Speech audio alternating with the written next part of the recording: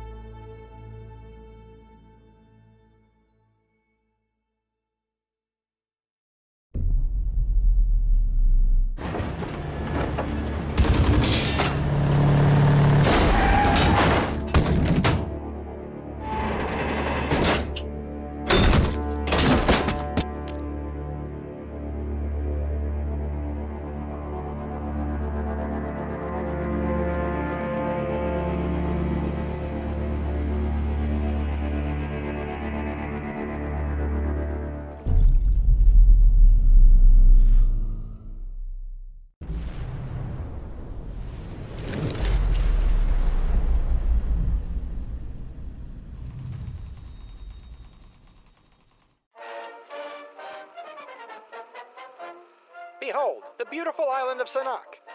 This cap of land is home to lush vegetation, rustic communities, and plenty of sights for the eager tourist to take in. Here's one now, blazing up the trails on the sturdy and reliable Tukshay. Just look at him go. But Sanok wasn't always the pinnacle of Battlegrounds locales. Just like everywhere else, it had to evolve and grow to stay relevant as Battlegrounds rules evolved for a more exciting match. From the hidden bunkers and war-torn fields of Erangel, to the A la Muerte Vamos racetrack on Miramar.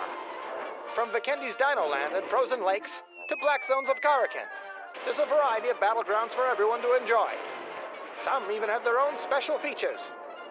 Pick up the Panzerfaust and sticky bombs to blow some holes in destructible walls on Karakin. Ooh, watch out for that backblast. The motor glider on Erangel and Miramar lets contestants soar to new heights. Be sure to pick up the Mosin Nagant on Vikendi before you board the top-of-the-line locomotive. Convenient vending machines drop boost items on Miramar, and if you're quick enough, you can drive the Golden Murano. What a beauty. Just don't blow those tires running over a spike strip. Some folks remember a time before grabbing onto ledges was permitted in the official rules. A contestant fleeing the blue zone would leap for a ledge, only to remember it was an illegal action. Ooh, that's gotta sting. Luckily, vaulting and ledge grabbing were eventually made legal, and the Battlegrounds match excitement increased significantly.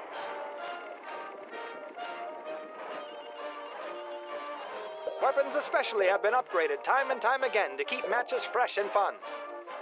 Let's check in with these two contestants. Say that, which firearms are you fellas using? Well, those are fine weapons, but you're not making the most of them. Here, try this stock for your M16, and this red dot for your micro Uzi. We've made attachments easy to equip, so now they can slot automatically when you loot them. You can even quick swap them to new weapons you pick up. Gee, thanks, mister. Now you two run along and kill each other. Those two could have used some more time on Camp Jackal, our prestigious training area, to learn how to properly use weapons and attachments, not to mention all other facets of the Battlegrounds. For those who prefer to practice on live targets, arcade mode gives you a different way to play, including the fan-favorite Team Deathmatch. Communication is key on the Battlegrounds, so we've made it easier to share your plans with teammates, regardless of language. Smart pings and quick markers give information quickly and easily. You can even let allies know which supplies you need. Speaking of supplies, the best gear on the island is just a signal away when using a flare gun. Call in a special care package that contains crate weapons and gear, or the heavily armored and amphibious BRDM-2 transport. You there, you're leaving a valuable tool laying around. That gas can used to only refuel vehicles, but can now be used to set fiery and explosive traps. He's over here, fellas. Now wait for it, and blammo! Why, there's even a tool to deal with those pesky building campers. One stick of C4 is all it takes to send them scattering into the open, making them such an easy target that even little Timmy could pick them off. It's fun for the whole family. For those looking to prove what they're made of, Survival Mastery, Weapon Mastery, and the new Ranked Mode are all available to show the world you have what it takes, no matter the discipline. There are even special rewards for Ranked Mode that you can't get anywhere else, so rank up while the season is active. Yes, my friend, the Battlegrounds continue to evolve, and Sanok is getting the royal treatment with Season 8. Expect to see more on the loot truck, decoy grenade, and secret history of the legendary Sanok 4 as Season 8 draws on. For now, drop into your favorite battleground and enjoy all the content PUBG has to offer. We'll see you next time.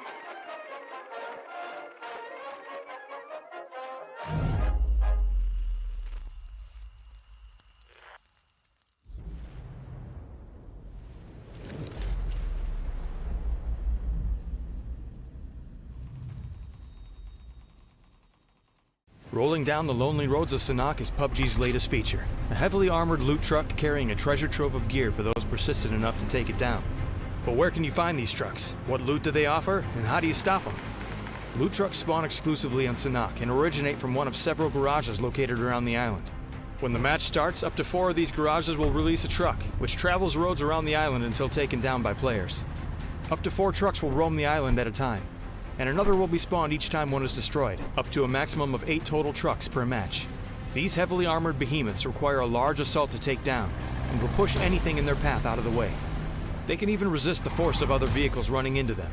In fact, the only way to stop a loot truck's movement is by deploying spike strips, though even then the pause is only temporary. Still, a stationary target is easier to hit than a moving one. Loot trucks take decreased damage due to their heavy armor, but they do have some vulnerabilities.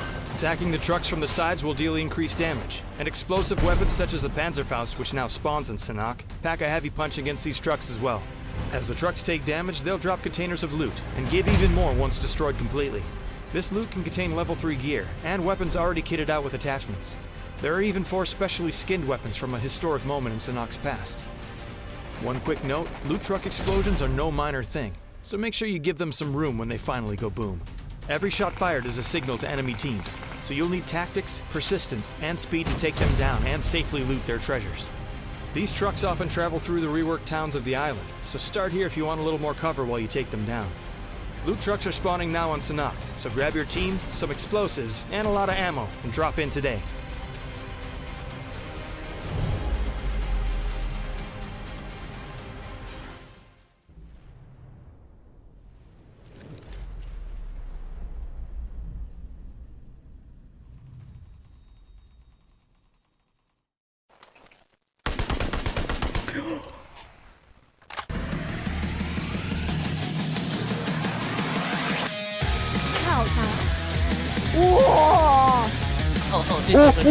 哇，是5个急救吗？这个我level 3 vests and helmets with the. What the 이렇게?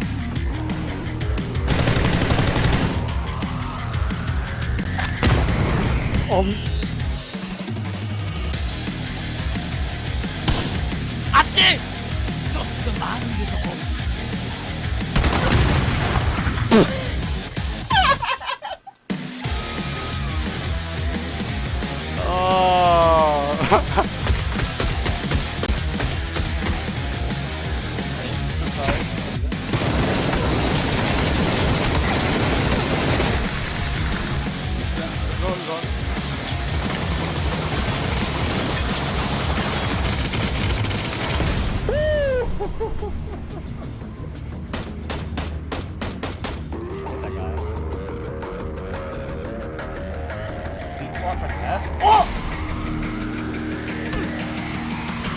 Oh, what? Duncan's M4? No! Yeah, baby! Whoa!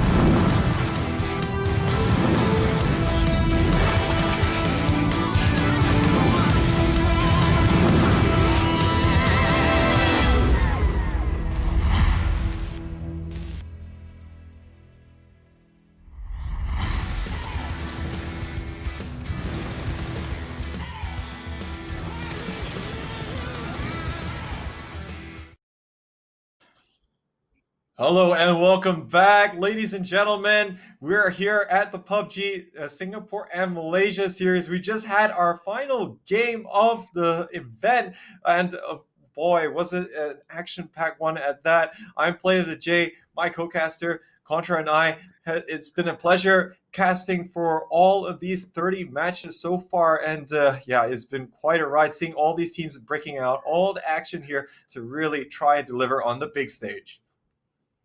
That's right, and of course, our joyride of all the 30 rounds have already concluded, and now, of course, we got to wrap things up here with all the scoreboards and all the things that you guys need to know that has went down in the past 6 days in those 30 matches, and of course, all the players have put out such amazing run for themselves. They should give themselves a pat on the back, whether if they win or they do not, because in every single tournament there is bound to be the ones claiming the victory, and of course those that need a little bit more work for the upcoming ones as well. But let's have a look in towards Map 30's top fraggers.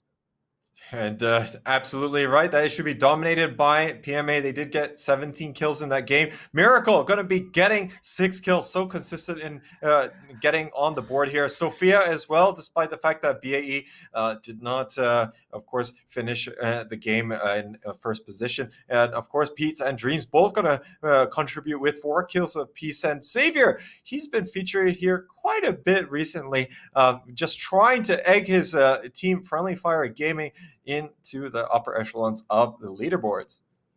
That's right, and he managed to take down an entire vehicle filled with so many of all the players out there to secure a quick 4K for himself. So these are your top fraggers for our ultimate round map 30. So we'll be moving along as well as we'll be looking at the scoreboards in a while more. PMA this time they really had a really great control and pacing to be playing inside of that really headache of a circle for most of the players to play out from, where it ended up on towards the southeast side of the shorelines, of course the coastal side of the Subnautica. But of course, let's have a look in towards our match 30 leaderboard before we announce even more stuff to come to see who will be the one taking the big win. But PMA with that big chicken dinner, they will walk away with 27 points. And of course, that is due to their high fragging volumes of 17 kills.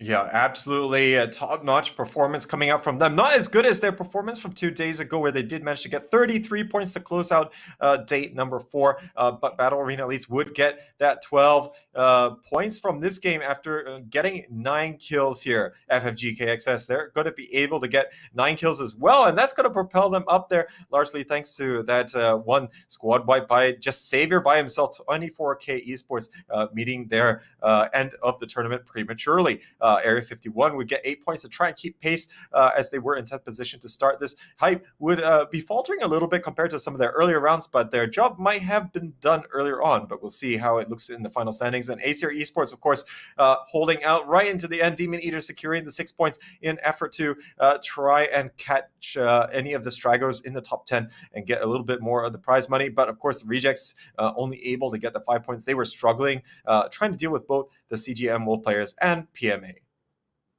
That's right, and we have quite a number of kills going across the corners here. CGM Wolf, 4 pointers for them, Team Max here as well. But you know, now that the match has concluded, let's move forward as well to see what else do we have up next on the score sheet. And we definitely have seen the top fraggers early on.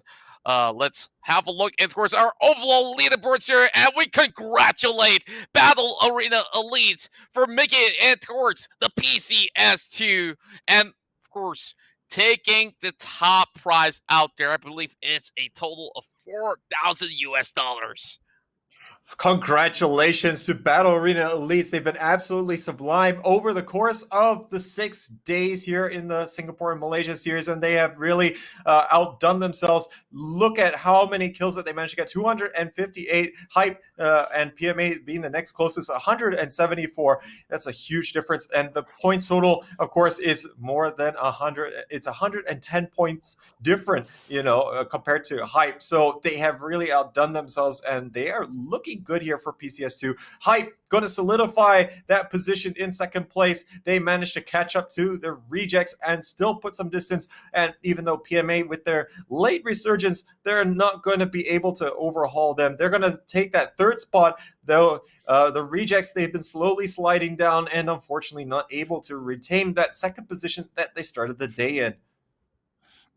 And of course, for the rejects, they will still walk away with quite a chunk of the prize pool out there on the 4th place, while Revive Team will be making it towards their 5th place finish after surging in from 11th spot, like you mentioned early on, and securing 4 chicken dinners in total to really top off that top 5 out there. Team Max comes in at 6th place here with a total of 160 points and 117 kills in total. CGM Wolf will be securing themselves in towards 7th spot with 154 points, and Area 51.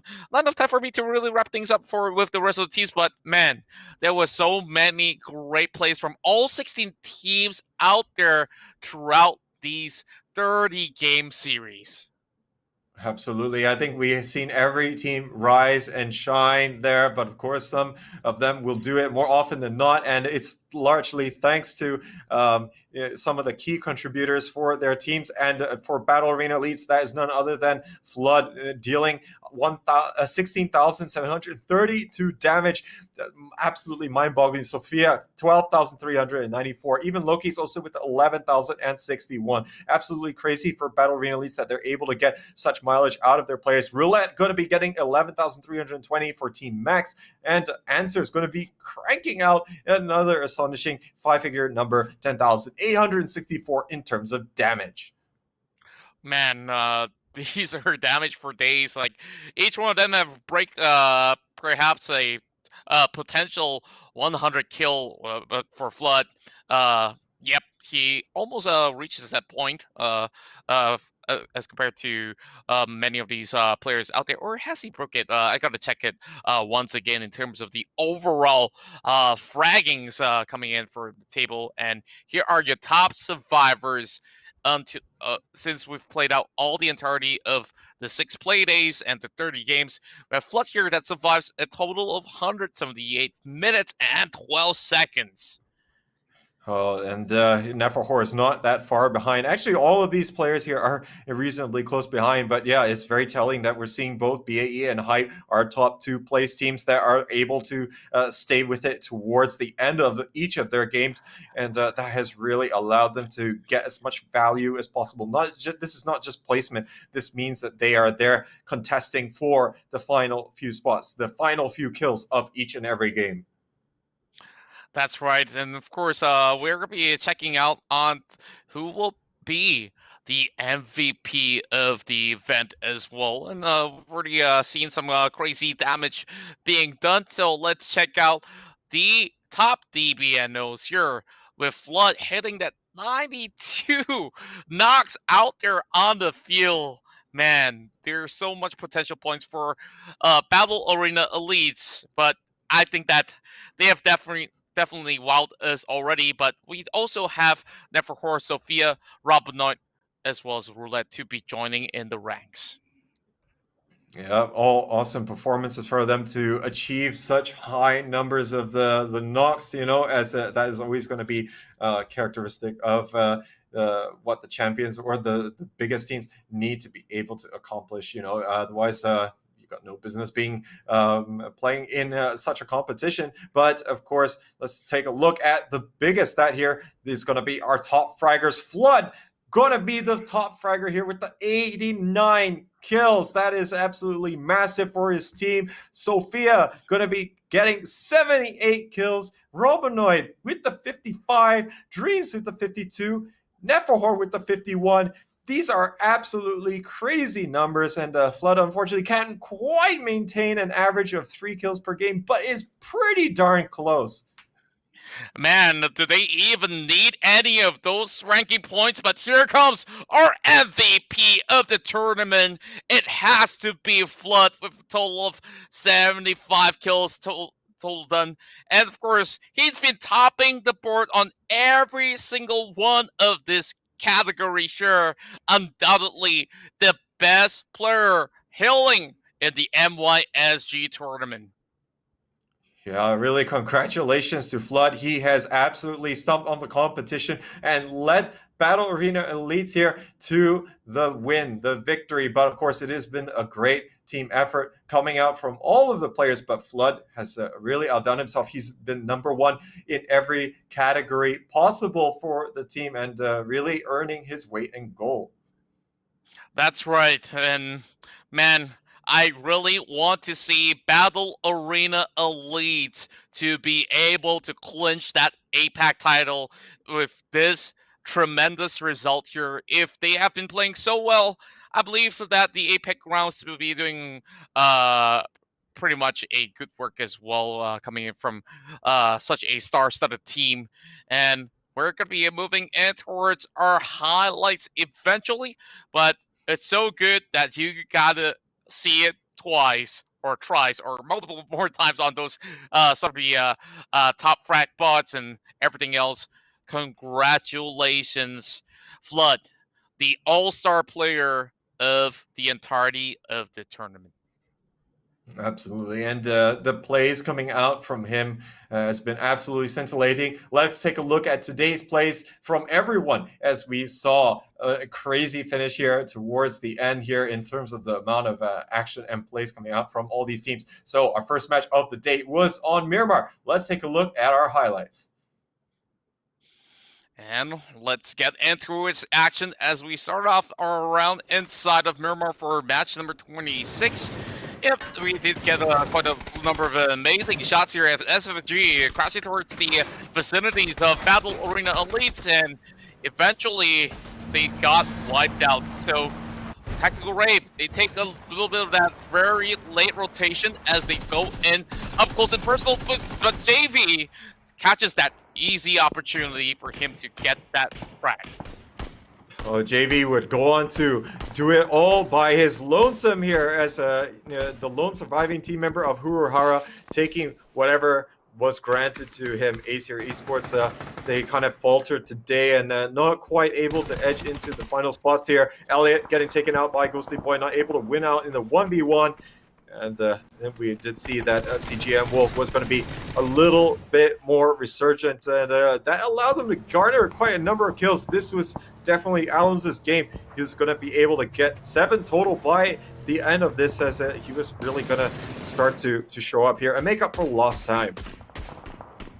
In the 24K Esports, they do have quite a number of pickups, but CGM Wolf really had an amazing run thus far. Let's check out some of these plays here as they went and take on some teams. But before that, there's still 24K having Candy here with a spray that didn't really quite hit the mark.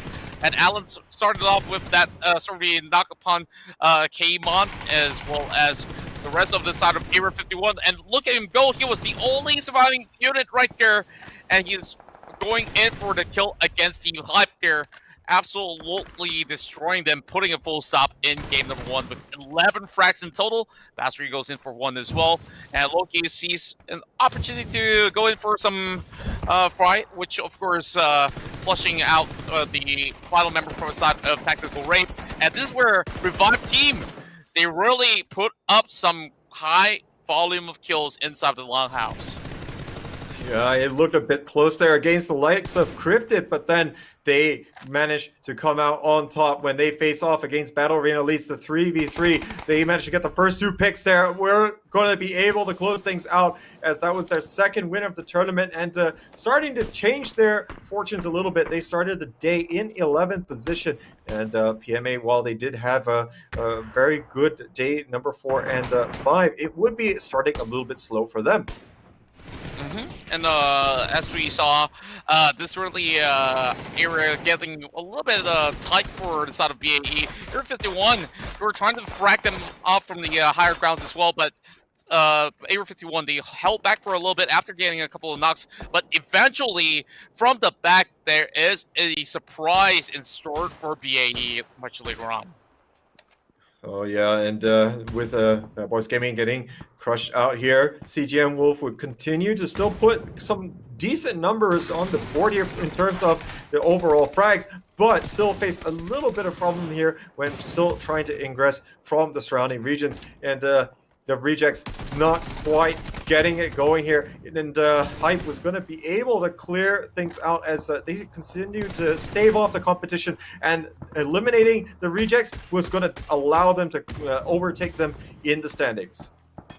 Yeah, and Huruhara definitely had a really good solid pointers in this game itself, where the Artifact gets this absolute beautiful silence grows golden as well to really stab the guy right behind the wall, while Pete's action as Slide AD gets another great knock before he falls down.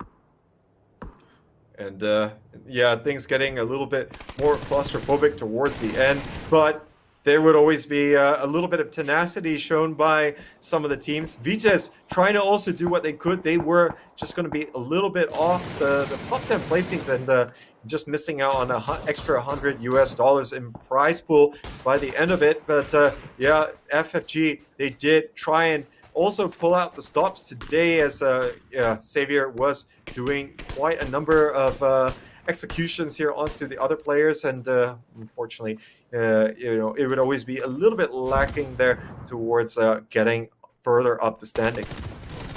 Yeah, and of course today has been the best run for them as well, having Xavier getting some good average kills on each one of these games, and we'll see Boy here managed to go in for a couple of tasks before bowing out there with the chicken dinner going over to Revive team. Yeah, 2 in a row for a Revive team. They were really tearing up the opposition. Inch perfect situation there to knock down Quadro just as he was priming the Molotov, and he's going to be meeting his end as a result. And everyone just looking to try and pick up whatever frags they could, getting in for all the third-party action that we could see. Demon Eater just not able to hang out with it. He did manage to get 2 kills for his trouble, but unfortunately not able to carry his team further in day number 6. That's right. And as for the rejects here, they had Spaggy left on the table. Of course, a little bit of rotation here, giving Battle Ben that peek through the window to secure this kill here. Well, 24K, this was a great invasion coming in. Look at how they executed it, with members really going on a charge, and Ezo eventually get knocked, but it doesn't really matter too much, as Bio62, this is where he gets all 3 of the members of the side of Tactical, but the last man was a little bit too far away to really do anything much in particular. Yeah, absolutely on point. But yeah, FFG continuing to pick up the kills here, and Revive team now, they look as though they were really on course here for 3 consecutive chicken dinners, and they were just racking up the kills like no one's business. They would go on to get 9 or 10 kills if not mistaken here, but we did see that Vets again not having a lot of luck, except for that nade out in the smoke here. He's going to be able to put the full stop there onto CGM Wolf. Yeah, Pocoyo had an uphill battle, which he eventually got nailed down by the rest of the members of PMA. And Hype, this is where they really get a perfect Molotov being sunk in towards that corner to take out Pete. And BBG, of course, having only 1 man to work with, was going to be having a tall order against Team Hype. Yeah, and Team Hype, they knew how to close things out, but 2 sublime shots coming out from Hail Fox, and unfortunately not able to take the rest of the Hype players out in that opposition. But yeah, we did move on to Erangel, seeing more K-Mine action.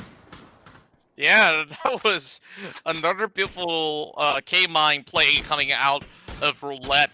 And the other day was Slide ED, who really put out one with a bang as well. And M0 here gets that perfect angle across that corner region, while Loki's will eventually get that perfect push towards this compound where 24K landed upon. And of course, another tough luck for them. But this is the action here that really caught us by surprise on how many teams chose to actually get into towards farm. And even with the flipped vehicle, the members of Area 51, of course, they might have some being punished, but it was also PMA later on butting their nose in towards that commotion. Yeah, it was absolutely hectic here at the farm as everyone moving in. Battle Arena leads facing problems on all sides, but they would be able to take down the likes of Cryptid here, but not sustain into the later stages. PMA also trying to do what they could. The Vive team would again have another strong game, but Hype, well, they were really clearing up the opposition, and they were looking to make it 2 in a row, taking down PMA as they would have wanted to challenge a little bit more powerfully in the final game for the second position, but wasn't meant to be. Yeah, and this is where Revive team definitely had the numbers at first, and Hype start to gather the storm, and with them really backstabbing the players from the southern side as the likes of CGM Wolf, they slowly march up ahead, and they got more and more. And Saver, after some really great pickoffs there, he eventually have to bow out, being the last man standing for FFG. And this is, of course, having so many of these members rushing in to secure yet another chicken dinner for themselves.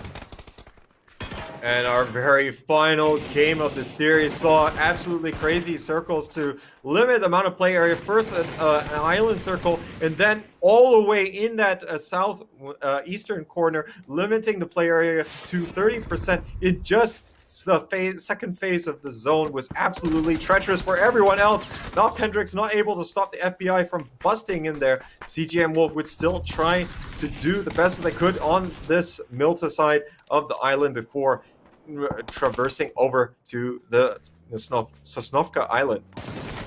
And Messi getting a great sort of response there to really get a knock alongside with a Robinot here, who eventually meet members of the side of Battle Arena. And Acer Esports only down to one last man standing, but he will be able to survive till the very end to secure a second place finish here, as PMA were out and about hunting out all the other teams that has been across, and Allen's, yeah, got that erratic spray and eventually have to bow out as well. Yeah, and PMA was grinding out the kills, reminiscent of the 5th game on day number 4, as they were really tearing into the opposition and would not be denied. BAE, though, still mustering 9 kills on the board, but it wasn't going to be enough, as Loki's just going to fall short against the likes of Miracle. PMA, again, closing out bit by bit. Bad Boys Gaming, they had the positioning, but they were not going to be in fantastic spots here. All going to be separated, and PMA could start to take them one by one. But Sam, with the awesome nades coming out here, going to get Pete precisely. Yeah, and it has some pretty helter-skelter nade out there, with the fire final player left on the table, Demon Eater, to be claimed out by PMA. They secure the last chicken dinner that's available on the table. So congratulations to all the players that have been able to really put up quite a showing for us here in the PUBG Singapore and Malaysia series. So all these highlights do tell us what's your favorite moment out there. And of course, that's day number 6. If you guys really want to check out even more, you guys can rewatch the VODs of all the fantastic games that we had here for the PUBG Singapore and Malaysia series. And I guess this might just be the very end of the program right here.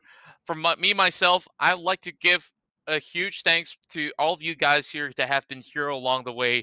Even if you guys have been here tuning in somewhere in between your busy hours, we always appreciate all of you guys for supporting the PUBG competitive scene. And of course, it's a pleasure here to be casting alongside with you, Player of the J.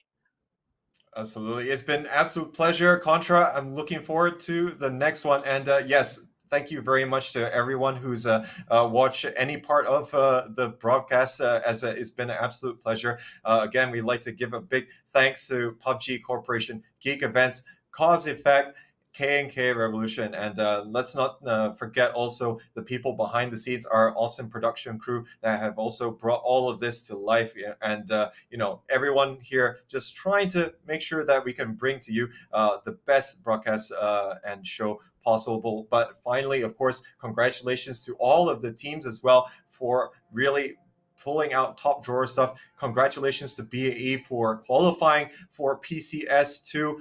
All the best there, and hope that you can take the competition very strongly to the likes of APAC. And I think with that, any final words from yourself, Contra, before we sign off? Well, my final words will be, see you in the PCS2 APAC series. Of course, this will be the end of it all. Thank you all once again, and we will bid you farewell for now, and we'll see you in the next one. Till then, have a good evening.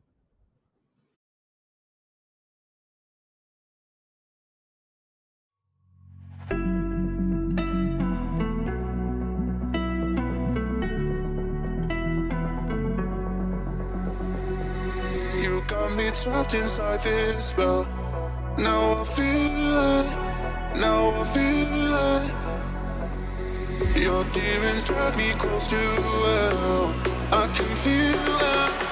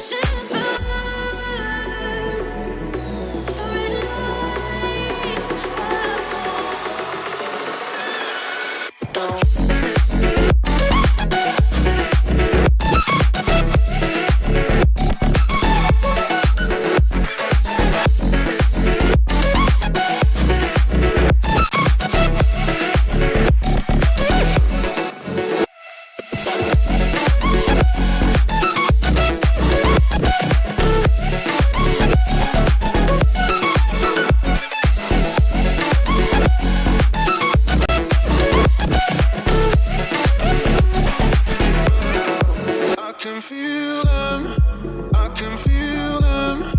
I can